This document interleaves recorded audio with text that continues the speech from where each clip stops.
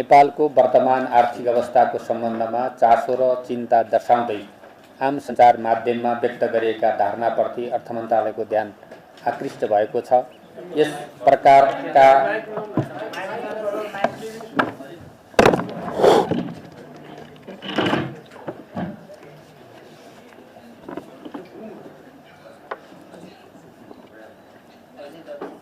प्रकारका पृष्ठपोषणबाट अर्थतन्त्रको निमित्त विश्लेषण गरी उपयुक्त नीतिगत कदमहरू चाल्न अर्थ मन्त्रालय सहयोग पुग्ने विश्वास छ। अर्थ मन्त्रालयले अर्थतन्त्रको वर्तमान अवस्था सम्बन्धमा नियमित रूपमा विश्लेषण गरी विभिन्न नीतिगत उपाय र कार्यक्रमहरू कार्यान्वयन गरिरहेको व्यवहार सबैमा अवगतै छ। सामान्य नै रहेका छन्, तथापि बाह्य क्षेत्रमा केही दबाव सिर्जना भएकोले आयात व्यवस्थापन र विदेशी विनिमय सञ्चितलाई बढावा दिने गरी केही नीतिगत कदमहरू चालिसकिएको छ।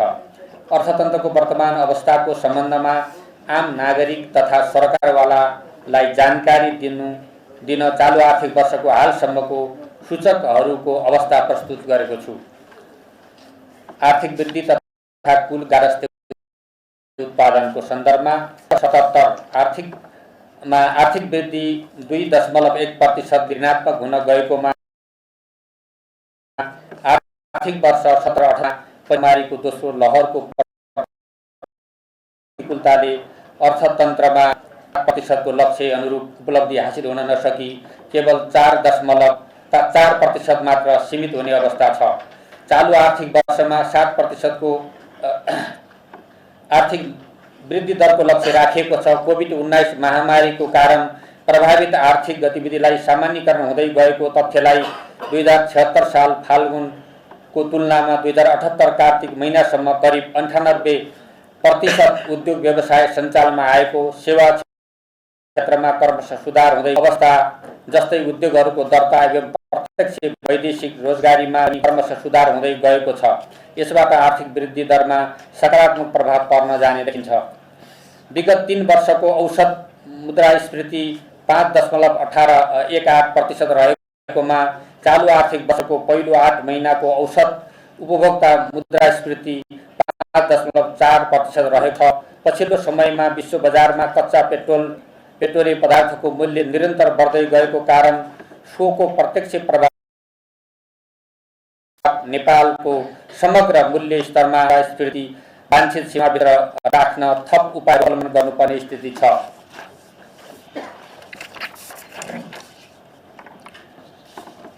वस्तु आयातमा भएको उच्च वृद्धिका कारण व्यापार घाटा बढ्न गई अर्थतन्त्रमा दबाव सिर्जना भएको छ। चालु आर्थिक वर्षको चैत 25 सम्म वस्तु आयात र निर्यात क्रमशः रु 1450 अर्ब 71 करोड र रु 159 अर्ब 76 करोड पुगेको छ। आयात र निर्यात अघिल्लो आर्थिक वर्षको सोही अवधिको तुलनामा क्रमशः 33.9% र 72.8% वृद्धि भएको छ। फलस्वरूप व्यापार घाटा बढेर रु 1290 करोड पुगेको छ। विश्व बजारमा पेट्रोलियम पदार्थको मूल्यमा भएको वृद्धिले व्यापार घाटामा थप चाप पैदा गरेको छ। विदेशी विनिमय सञ्चितको सन्दर्भमा 2078 असार मसान्तसम्ममा रु 79 अर्ब 3 करोड रहेको विदेशी विनिमय सञ्चित 16.2% ले कम भई 2078 फागुन मसान्तसम्म रु 1171 अर्ब कायम हुने देखिएको छ। उक्त सञ्चित करिब 6.7 महिनाको वस्तु तथा सेवाको आयात धान्न पर्याप्त रहने देखिन्छ। विप्रेषण आप्रवाहको सन्दर्भमा चालु आर्थिक वर्षको फागुन मसान्तसम्ममा विप्रेषण आप्रवाहमा अघिल्लो वर्षको सोही अवधिको तुलनामा 4.9% ले कमी आई रु 631 अर्ब 19 करोड कायम भएको छ। यस्तो आप्रवाह फागुन महिनामा मात्र 91 अर्ब प्राप्त भएको छ। यसले विप्रेषण आप्रवाह बढ्दै जाने कुरालाई स्पष्ट गरेको छ। पछिल्लो समयमा नेपाल आउने पर्यटकको संख्या वृद्धि हुँदै गएको छ र फलस्वरूप सन् 2022 को मार्चसम्म पहिलो 3 महिनामा नेपाल आउने पर्यटकको संख्या गत आर्थिक वर्षको सोही अवधिको तुलनामा 138.95% ले वृद्धि भई 78,447 पुगेको छ। सन् 2022 को मार्च महिनामा मात्र 42,600 पर्यटक नेपाल भित्रिएका छन्।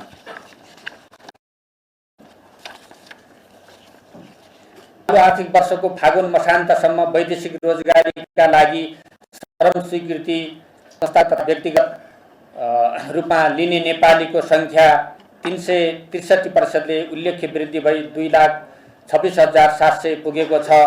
गत आर्थिक वर्षको सोही अवधिमा यस्तो सङ्ख्या 74.8%ले घटेको थियो। त्यसैगरी यस अवधिमा वैदेशिक रोजगारीमा जान पुनः श्रम स्वीकृति लिने नेपालीको सङ्ख्या 192%ले उल्लेख्य वृद्धि भई 1,78,262 पुगेको छ। गत आर्थिक वर्षको सोही अवधिमा यस्तो सङ्ख्या 65.2%ले घटेको थियो।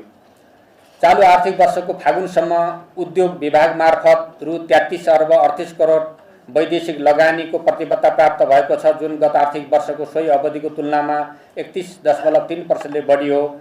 2078 माघ मसान्तसम्म लगानी बोर्ड नेपाल मार्फत रु 82 अर्ब 47 करोड बराबरको वैदेशिक लगानी स्वीकृति भएको छ।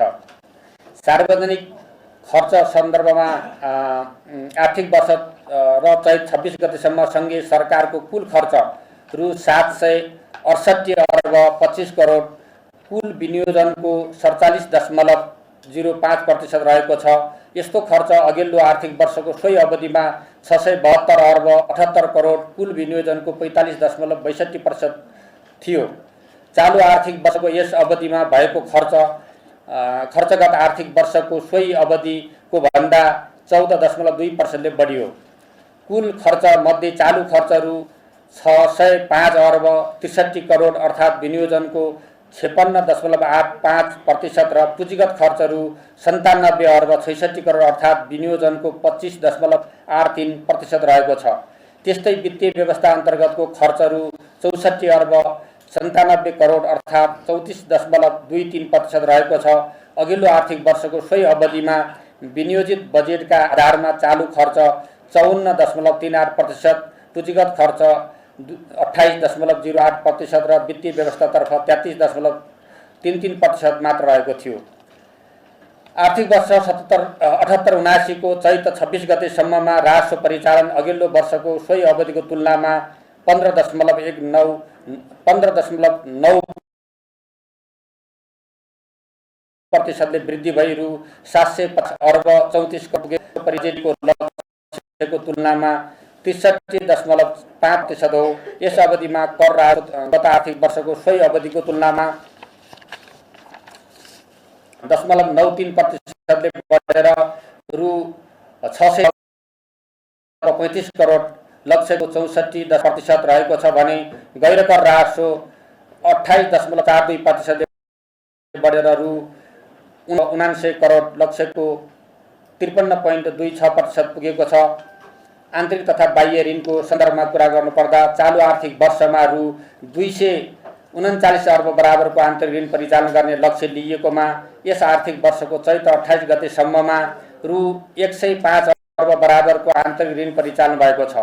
हालसम्म रु 116 अर्ब बराबरको बाह्य ऋण तथा रु 13 अर्ब 88 करोड बराबरको वैदेशिक अनुदान गरी जम्मा रु 129 अर्ब 88 करोड बराबरको अन्तर्राष्ट्रिय सहायता परिचालन भएको छ। नेपालको सार्वजनिक ऋण वाञ्छित सीमाभित्र नै रहेको छ। 2078 चैत 28 गतेसम्म आन्तरिक ऋण 873 अर्ब 19 करोड र बाह्य ऋण 980 अर्ब 80 करोड गरी कुल सार्वजनिक ऋण रु 1854 अर्ब रहेको छ, जुन नेपालको गत आर्थिक वर्षको प्रारम्भिक कुल गारस्थे उत्पादनको करिब 43.4% हुन आउँछ। कुल गारस्थे उत्पादनको तुलनामा सार्वजनिक ऋणको अंश दक्षिण एसिया र समान आर्थिक अवस्था भएको मुलुकको दाँजोमा न्यून नै रहेको छ। चालु आर्थिक वर्षको फागुनसम्ममा बाह्य ऋणतर्फ रु 19 अर्ब 13 करोड र आन्तरिक ऋणतर्फ रु 51 अर्ब 3 करोड गरी जम्मा रु 70 अर्ब 16 करोड बराबरको सावा र ब्याज भुक्तानी गरिएको छ। चालु आर्थिक वर्षमा वैदेशिक ऋणको सावा ब्याज गरी जम्मा रु 40 अर्ब 66 करोड भुक्तानी गर्नुपर्ने प्रतिबद्धता रहेको छ। उक्त रकम कुल वैदेशिक मुद्राको हालको सञ्चित रु 1171 अर्बको तुलनामा न्यून नै हो। विकास सहायता प्रतिबद्धतातर्फको कुरा हालसम्म रु 126 अर्बको वैदेशिक सहायता प्रतिबद्धता प्राप्त भएको छ। मौद्रिक एवं तरलता व्यवस्थापनको सन्दर्भमा 2078 माघ मसान्तसम्म अघिल्लो आर्थिक वर्षको सोही अवधिको तुलनामा निजी क्षेत्रतर्फ निक्षेप सङ्कलन 3.6%ले वृद्धि भएको छ भने सोही अवधिमा कर्जा प्रवाह 12.3%ले वृद्धि भएको छ। चालू आर्थिक वर्षमा बैंक तथा वित्तीय संस्थाको निक्षेप परिचालनको तुलनामा कर्जा विस्तार उच्च भएको कारण बैंकिङ प्रणालीको तरलतामा चाप परेको छ। कर्जा प्रवाहमध्ये माघ मसान्तसम्म सहुलियत दरमा प्रदान भएको पुनर्कर्जा रु 153 अर्ब 69 करोड लगानीमा रहेको छ भने सहुलियतपूर्ण कर्जा 1,42,344 ऋणीलाई रु 214 अर्ब 78 करोड प्रवाह भएको छ। कोभिड-19बाट प्रभावित उद्यमी तथा व्यवसायीलाई प्रदान गरिएको व्यावसायिक निरन्तरता कर्जा 2078 माघ मसान्तसम्म रु 1 अर्ब 13 करोड स्वीकृति भएको छ। चालू आर्थिक वर्षको माघ मसान्तसम्म विभिन्न उपकरणहरू मार्फत 4086 अर्ब 4 करोड तरलता प्रवाह भएको छ। अर्थतन्त्रमा परेको दबाव र चापको सन्दर्भमा र हाम्रो जिम्मेवारीको सन्दर्भमा म केही कुरा राख्न चाहन्छु। 2 वर्षदेखिको कोभिड-19 महामारीको प्रतिकूल प्रभावले शिथिल भएको अर्थतन्त्र कोभिड-19 विरुद्धको खोपको उपलब्धतासँग बिस्तारै सामान्यकरण बन्दै गएको छ। वित्त नीति तथा मौद्रिक नीति सम्बद्ध उपकरणको प्रभावकारी कार्यान्वयन, विदेशी विनिमय सञ्चिति, विप्रेषण आप्रवाह, उद्योग व्यवसाय सञ्चालनमा बढोत्तरी, कम उत्पादनशील क्षेत्रमा कर्जा प्रवाह निरुत्साहन, अनुत्पादक क्षेत्रमा आयात निरुत्साहन, सुन आयातमा कटौती, बैंक मार्फत विप्रेषण आप्रवाहमा थप ब्याज प्रोत्साहन, वैदेशिक सहायता प्राप्तिको प्रतिबद्धता समेतबाट अर्थतन्त्रको बाह्य दबावको उपयुक्त व्यवस्थापन हुँदै जाने देखिन्छ। विदेशी मुद्रा सञ्चितको अवस्था सामान्य नै रहे तापनि यसलाई बढाउन विप्रेषण आप्रवाह बैंक मार्फत गर्ने, विलासी वस्तुको आयात घटाउने, विदेशी लगानीको उपयुक्त वातावरण तयार गर्ने, वैदेशिक सहायताको शोध भर्ना समयमै प्राप्त गर्ने, पुँजीगत खर्च बढाउने, उत्पादनशील क्षेत्रमा लगानी बढाउने जस्ता विषयमा विश्लेषण तथा विमर्श गरी तदनुसारका नीति निर्माण कार्यान्वयन गर्न गराउन अर्थ मन्त्रालय अग्रसर रहेको म जानकारी गराउन चाहन्छु। अर्थतन्त्र र आर्थिक परिसूचकका सम्बन्धमा विभिन्न सञ्चार माध्यम र क्षेत्रबाट प्राप्त हुने सुझावको अर्थ मन्त्रालय उच्च प्रशंसा गर्दछ। मुलुकप्रतिको जिम्मेवारी बोध गर्दै अर्थतन्त्रको वर्तमान अवस्थाको सुस्पष्टीकरण गरी आवश्यकता अनुरूप थप कदमहरू अगाडि बढाइनेछ। यस सम्बन्धमा व्यक्त चासो चिन्ताका लागि धन्यवाद व्यक्त गर्दै नियमित रूपमा सुझाव उपलब्ध गराइदिनु हुन बुद्धिजीवी वर्ग र आम नागरिकलाई पनि अर्थ मन्त्रालय हार्दिक अनुरोध गर्दछ। यसै सन्दर्भमा हामीले केही क्याबिनेटमा केही प्रस्तावहरूलाई हामीले लिएका छौँ र मुख्य सचिव को अहिले नेतृत्वमा यो प्रस्तावको बारेमा यसलाई अन्तिम रूप दिने का लागि त्यहाँ तयारी भइरहेको छ।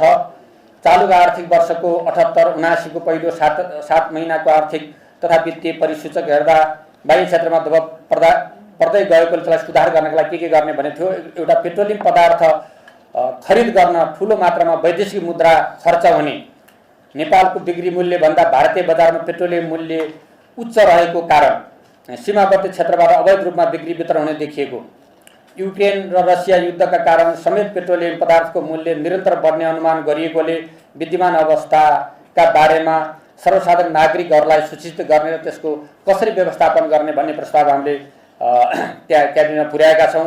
त्यसैगरी हामीले वर्तमानलाई मनन निकायको सुविधा बापतको इन्धन खर्च घटाई निर्वाचन विकास अत्यावश्यक सेवा बाहेकलाई थप पेट्रोलियम इन्धन उपभोग घटाउने गरी व्यवस्थापन मिलाउने गरी हामीले क्याबिनेटमा प्रस्ताव लिएका छौँ। यो क्याबिनेट पनि पारित भइसकेको छ। आम उपभोक्तालाई पनि मितव्ययी ढङ्गले उपभोग गर्ने गरी हामीले सूचित गर्ने पनि अनुरोध गर्ने पनि निर्णयमा हामीले समावेश गरेका छौँ। सार्वजनिक विधामा सवारी साधनमती प्रयोग नगर्ने सार्वजनिक आवश्यक नीतिहरू लिने गरी हामीले प्रस्ताव पठाएका छौँ।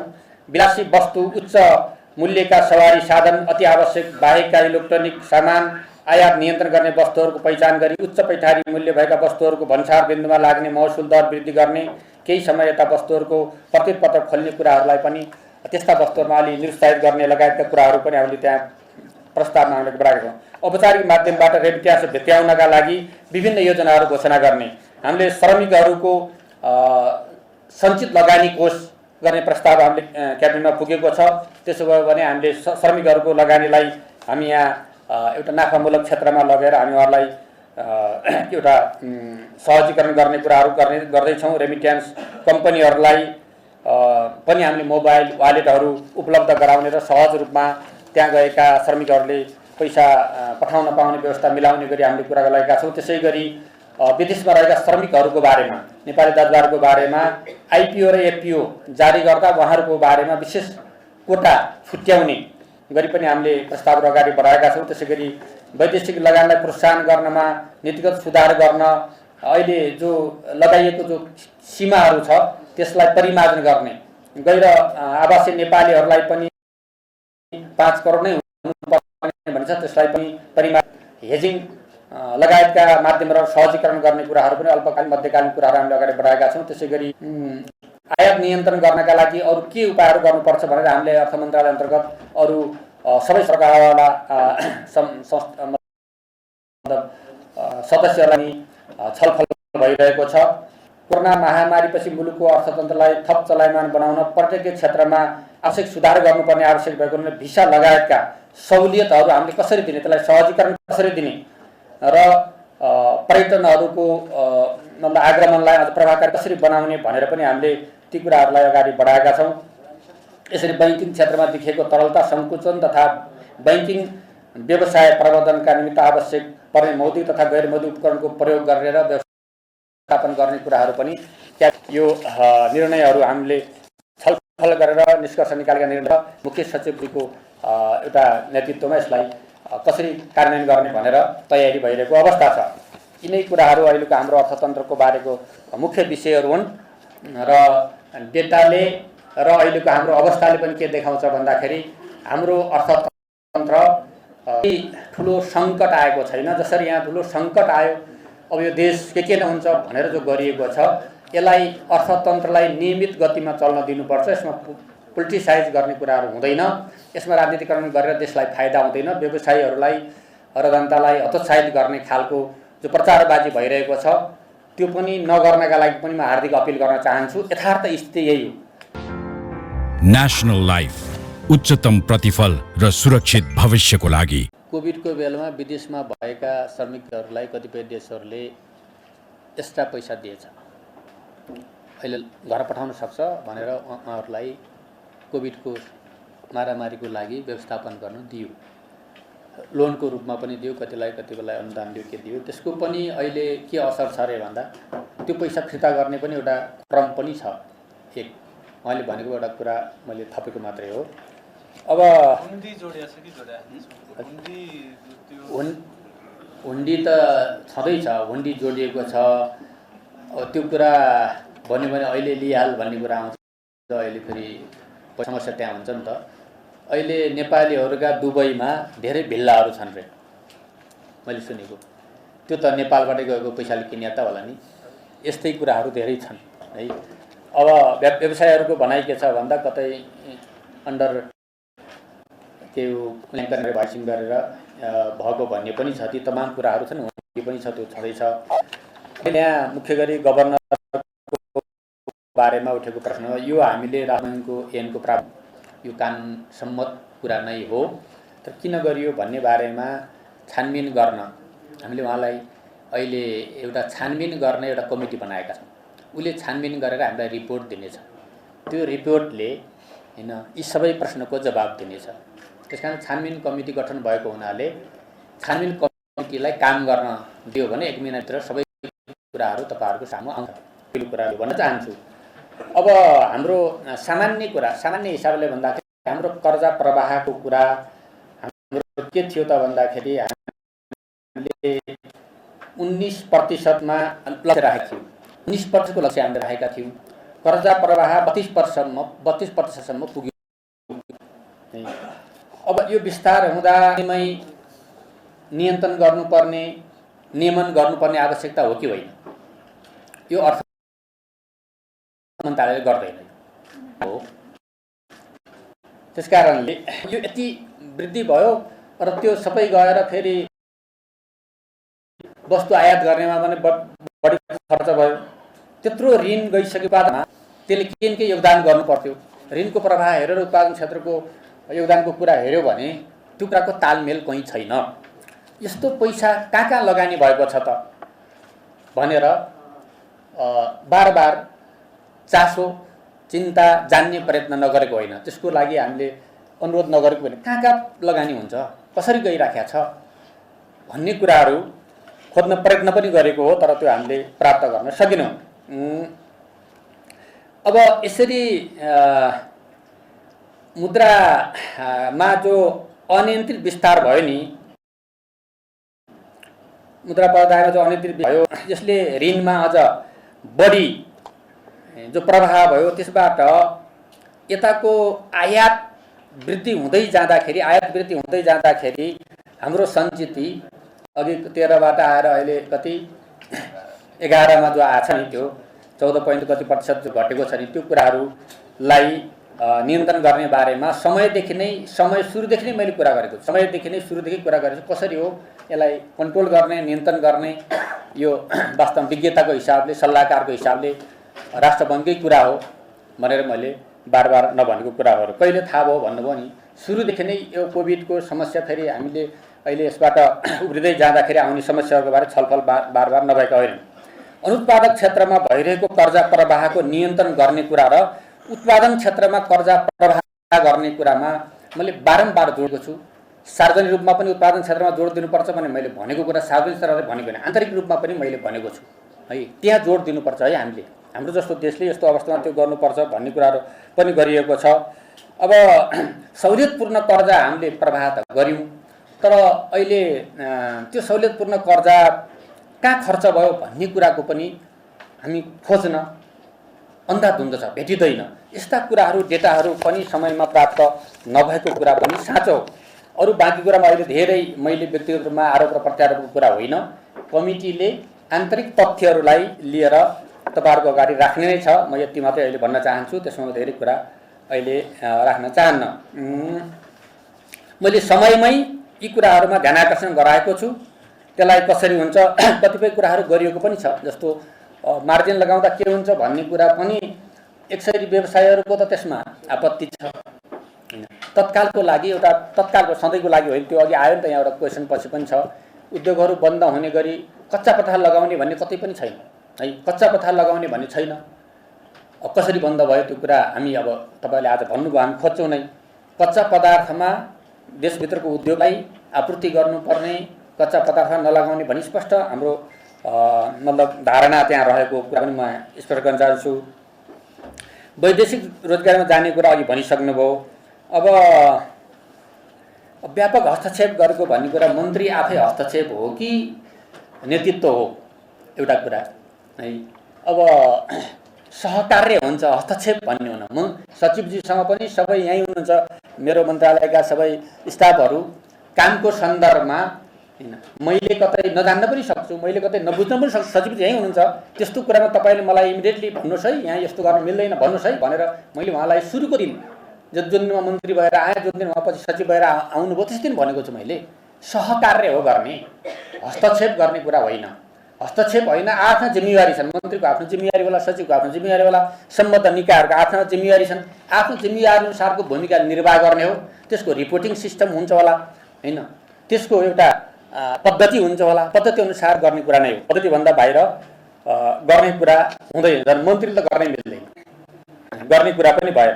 त्यस कारणले त्यो अब एउटा भ्रम सिर्जना गर्ने कुरालाई गर्न सकिने कुरा त भए, तर त्यो तथ्य होइन भन्ने कुरा यहीँ अरू सयौं हाम्रो साथीहरू सँगै हुनुहुन्छ त, उहाँहरूले पनि बताउनु होला।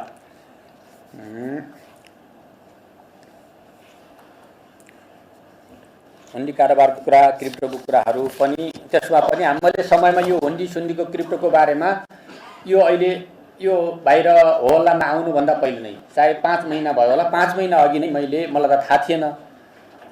एकजना कुनै एउटा युवाले मलाई फोन गरेर यस्तो यस्तो भइराखेको छ भने जानकारी दिएपछि मैले तत्कालै सचिवलाई भने, गभर्नर साहबलाई बोलाएँ, सबैलाई बोलाएँ, यस्तो रहेछ, यसको बारेमा अलिकति अध्ययन अनुसन्धान गरौँ।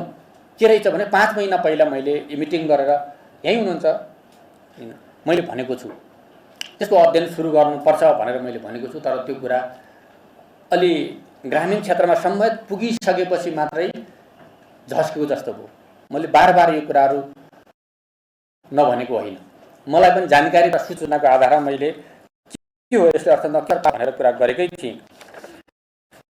त्यो कुराहरू यहाँहरूलाई पनि म त्यही रूपमा भन्न चाहन्छु। अब कृषि क्षेत्रलाई आत्मनिर्भर बनाउने कुरा भनेको कृषि क्षेत्रमा जोड दिनुपर्छ भनेकै चाहिँ आत्मनिर्भर बनाउनु नै पर्छ। हामीले नबनाएर हाम्रो देशको अर्को विकल्प छैन। हामीले रूपान्तरण गर्नुपर्ने दुईटा क्षेत्रहरू छन् अहिले। एउटा कृषि क्षेत्रलाई रूपान्तरण गर्नुपर्ने, अर्को यो संयन्त्र हामी छौँ नि, हामी मन्त्रालय समग्र संयन्त्र संरचना कार्यान्वयन गर्ने बडीलाई रूपान्तरण गर्नुपर्ने। दुईटा कुराको रूपान्तरण नगरिकन हामी त्यो आत्मनिर्भरता अथवा आर्थिक विकासको कुरा गर्न सक्दैनौँ। त्यो गर्नुपर्छ भन्ने मान्यतामै म अहिले पनि छु। त्यसो भएर अहिले जो आयात धेरै भइरहेको छ, साग हामीले त्यो खालको अब मैले अस्ति पनि भने, एक ठाउँमा आलु कुहिरहेको छ हाम्रो देशको, अर्को ठाउँबाट हामीले बाहिर ल्याएर खाइरहेका छौँ। साग हाम्रोमा 15-20 दिन 2 महिना 3 महिना उत्पादन गर्न सकिन्छ, बाहिरबाट ल्याएर खाने अवस्थाको अन्त गर्नुपर्छ। कोभिडले हामीलाई दिएको नकारात्मक रूपले दिएको सकारात्मक शिक्षा के हो भने हामी यस्ता वस्तुहरूमा आत्मनिर्भर हुन सक्छौँ र हुनुपर्छ भन्ने शिक्षा दिएको छ। त्यतातिर सरकारले जोड दिइरहेको कुरा, अर्थ मन्त्रालयले जोड दिइरहेको कुरा पनि भन्न चाहन्छु। कृषि मन्त्रालयसँग यस बारेमा मैले बारम्बार बैठक बसेर जहिले पनि अर्को वर्ष धानलाई हामी 5-7 गुणा बनाउन सक्ने प्रविधि अहिलेको सबै टेक्नोलोजीको विकास भएको रहेछ, बिउ लगाएको। त्यसको बारे अहिले पनि मिटिङ भएर सचिवजीसँग कति पैसा चाहिन्छ हामी दिन्छौँ भनिरहेका छौँ। धानको बिउ लिएर किसानलाई दिउँ, जसले गर्दा अर्को वर्ष हामीले आयात गर्नु पर्दैन। तर हामी आफै धानको बिउ किन्न त सक्दैनौँ। तर हामीले भनिरहेका छौँ, त्यसलाई बजेटको व्यवस्था गर्ने कुरा पनि हामीले गरिरहेका छौँ। अब त्यो कुरा हो। अब त्यसै गरी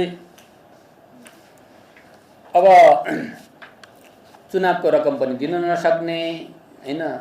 अब कुनै विदेशी यस्तो पानी खाएर हुर्केका केही नागरिकहरूको कुरा सुन्यो भने वृद्ध भत्ता पनि दिन नसक्ने है कुरा, यो कुरा गर्न सकिन्छ, भन्न त छुट छ नि त, भन्न त पाइयो नि त। तर चुनाव तयारी गरेका छौँ, सबै हामीसित बजेटको व्यवस्था गरेका छौँ, उपलब्ध गराएका छौँ हैन। उहाँहरूलाई जुन दिन चाहिन्छ त्यही दिन भुक्तानी दिने प्रक्रिया अगाडि बढिसकेको छ। सबै स्रोत सुविस्ता भइसकेको छ, पैसा निकासा भइसकेको छ। नपुग्ने रकम माग भएमा पनि नपुग्यो भने अरू दिने प्रतिबद्धता हामीले गरिसकेका छौँ। यी सबै अफवाहहरू, यी अफवाहहरूलाई जोड्दै जोड्दै जोड्दै जोड्दै लिएर कहाँ लग्न खोजेको छ त भन्दाखेरि देश श्रीलङ्का हुन्छ भन्नेतिर लग्न खोजिँदैछ हैन। यो राष्ट्रघात हो। यसलाई त देशलाई त राम्रो बनाउनु पर्यो नि। श्रीलङ्का बनाउनतिर किन चासो उहाँहरूको भइरहेको छ, म बरु अचम्म लाग्छ। यस्तो अफवाह हो। त्यसकारणले हामीले यो दिन नसक्ने अवस्थामा छैनौँ। अहिले पनि हाम्रो उसमा अझै पनि हाम्रो कति अरब रे त्यहाँ अहिले पनि छ होइन, 67 अरब छ। 67 अरब आजको हाम्रो ट्रेजरीमा पैसा छ आज पनि भन्दाखेरि त्यो अवस्थाको कुरा होइन। अब त्यसपछि कच्चा पदार्थको कुरा मैले गरिसकेँ है। यो 40 करोड भन्ने पनि मलाई थाहा छैन। एउटा कुनै मन्त्रालयमा धेरै मान्छेहरू आउँछ, यहाँ खुला नै हुन्छ, सबैलाई आउन यहाँ छुट छ, यहाँ प्रतिबन्ध लगाइँदैन, गेट बन्द गरेको हुँदैन। बजेट निर्माण गर्नेमा अलि चाप परेपछि कम भेट्ने कुरा बाहेक अघि पछि खुला नै हुन्छ, सबै नागरिक आउन पाउने हाम्रो व्यवस्था नै छ। म त झन् खुलै छु। त्यस्ता धेरै निवेदनहरू मका आउँछन्, आएपछि म सम्बन्धित महाशाखामा पठाइदिन्छु। यो के हो बुझिदिनु होला, यो हेरिदिनु होला भनेर पठाउने कुरा एउटा मन्त्रीको हैसियतले कर्तव्य हो। त्यो पृथ्वीबहादुर भन्ने मान्छेसँग मेरो नचिन्जान छ, नाताको त कुरै छोड्नुहोस्, मिलाउने भए त एउटा कुरा होला कि, तर नाताको कोही सन्दर्भै छैन। देखेको एक दिन निवेदन दिन आएको थियो एउटा मान्छे, रुँदै आएर रुएर मेरो यस्तो भयो भनिसकेपछि गल्ती गरेको होला नि भन्दा होइन, यहाँ छ छानबिन छ भनेर भनिसकेपछि यो बुझिदिनुहोस् है भनेर मैले पठाउनु मेरो कर्तव्य हो क्या। एउटा मन्त्रीको नागरिकले आएर भन्ने कुरालाई बुझ्नुहोस्, सहजीकरण गर्नुहोस्, सम्भव गरिदिनुहोस् भन्नु अन्यथा होइन। यसलाई ठुलो विषय बनाएर यही विषय पनि ठुलो कुरा होइन। यस्ता धेरै कुराहरू होला, भोलि तपाईँहरूले थाहा पाउनु होला। हाम्रो अर्थतन्त्र चलायमान भएको, उद्योग धन्दा चलिरहेको, पर्यटन क्षेत्र पनि विस्तार भइरहेको, पर्यटनहरूको आउने क्रम पनि वृद्धि भइरहेको। अब हामी रेमिटेन्समा पनि अलि निर्भर भएको न, रेमिटेन्स पनि क्रमशः वृद्धि हुने एउटा ट्रेन्डमै गइरहेको अवस्था है। अब राजस्व पनि लक्ष्य अनुसार उठिराखेको, बजेटको पुँजीगत खर्चको सन्दर्भ अथवा बजेटको खर्च पनि एक ढङ्गले भइरहेको। अब अलिकति ढिला सुरु भएर 1% कम हुने बाहेक अरू पनि भइरहेको अवस्थामा ऋण पनि व्यापक प्रवाह भइरहेको। यो अर्थतन्त्रका के सूचक हुन्? यसले कहाँ पुर्याउँछ? कुन जोनमा हाल्ने त व्यक्तिको इच्छाले हाल्न पाइयो नि। तर देशको अर्थतन्त्रको कुरा त डेटाले भन्ने होला नि, आजको अवस्थाले भन्ने होला नि। डेटाले भनेको अनुसार त्यही हो त भन्दा त्यसो होइन। मैले त्यत्तिकै भनेको होइन।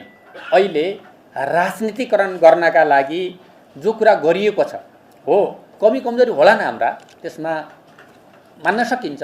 तर समग्र अर्थतन्त्र समाप्त भयो भनेर ठुलो ठुलो स्वरमा अहिले जे भनिराखेको छ त्यसले के राष्ट्रलाई फाइदा हुन्छ? सतर्कता हुने कुरा त हामी पनि छौँ, मार्जिन लगाइएको छ, अरू गरिएको छ। त्यो के को लागि भन्दाखेरि हाम्रो ट्रेड हैन, आयात, ट्रेड भनौँ, आयात वृद्धि भयो, धेरै आयो हैन। हामीलाई चाहिने कुरा भन्दा पनि अनुत्पादक क्षेत्रमा बढी आयात भयो भनेर त्यसमा केही समयको लागि गर्न खोजिएको हो। त्यो त्यही सतर्कताको परिणाम होला भन्दा कहाँ जाँदैछ अर्थतन्त्र त भन्दा अर्थतन्त्र ठिक दिशातिर जाँदैछ हैन। जोन के भन्ने, तपाईँले यसलाई हरियो भन्ने कि निलो भन्ने कि रातो भन्ने कि त्यो त व्यक्ति व्यक्तिले भन्न पाइयो। तर नेपालको अर्थतन्त्र सकारात्मक दिशातिर अगाडि जान्छ। विश्वको अहिलेको अर्थतन्त्रमा परेको समस्या, विश्वको वारले, कोभिडले परेको समस्याका बावजुद पनि सकारात्मक दिशातिर गइरहेको छ। हामीले कोभिडलाई बिर्सिनु भएन, अहिलेको वारलाई बिर्सिनु भएन, त्यसका बावजुद हामी गइरहेका छौँ भन्ने कुरा स्पष्ट हुँदै जे कुरा अहिले गरिएको छ त्यो कुराले देशलाई फाइदा हुँदैन।